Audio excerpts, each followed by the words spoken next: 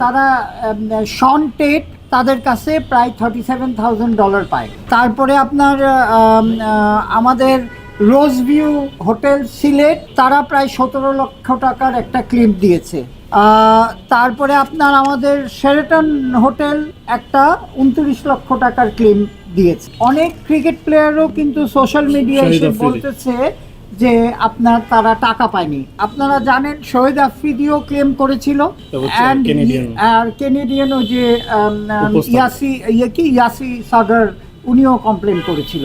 Plus আমাদের আগের এডিশনেরও অনেকগুলি ডিসপিউট ওনার সাথে আছে, যেটা আরবিট্রেশনের চলছে। আপনারা সবাই জানেন যে এসকিউ স্পোর্টস নামে একটি প্রতিষ্ঠান, যারা ফার্স্ট, সেকেন্ড এবং 11th এডিশনে চিটাগং কিংসের ফ্র্যাঞ্চাইজি ছিল, তারা একটি মামলা করেছিল। তারা তো ডিফল্ট করেছে, আপনারা জানেন, তাদের পেমেন্ট ডিফল্ট করার কারণে তাদেরকে টার্মিনেট করা হয়েছে।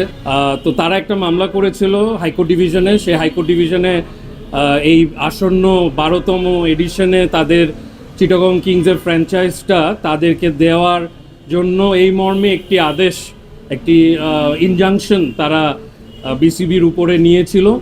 সেটির এগেনস্টে বিসিবির পক্ষে আজকে আমরা অনারেবল চেম্বার জাজ অফ দ্য অ্যাপেলেট ডিভিশন, সেখানে আমরা আপিল করি।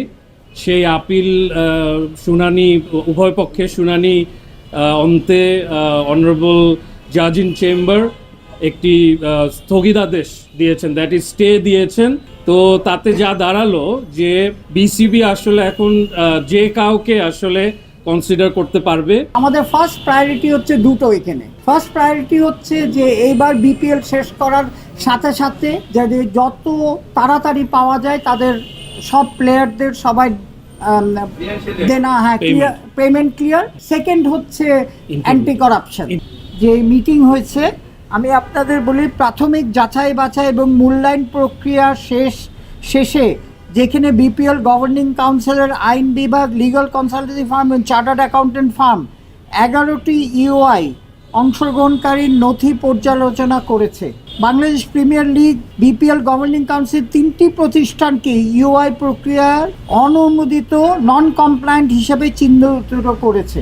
SQ sports enterprise, Bangla mark limited, Mindtree ও Rupsi concrete limited consortium. So এখন আমরা শর্টলিস্ট করে 11টা থেকে 8টা করা হয়েছে। এসকিউ সোয়েটার তো চিটাগং ফার্স্ট স্টেজে এই 3জন বাদ হয়ে গেছে, এখন 8টা আছে, তারা সেকেন্ড স্টেজে